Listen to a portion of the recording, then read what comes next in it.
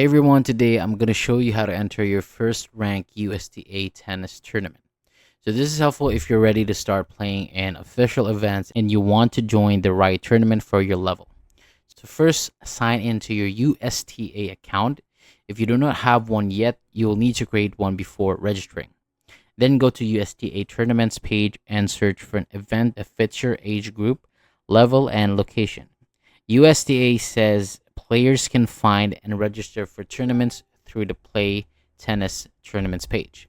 So once you find a tournament, open it and check the details carefully. And make sure the registration window is still open, then review the event information before choosing your division.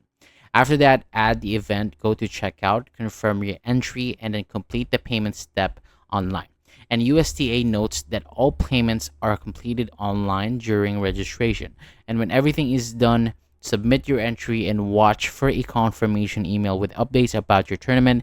And then USTA says you will see a confirmation page after submission and then receive an email after registering.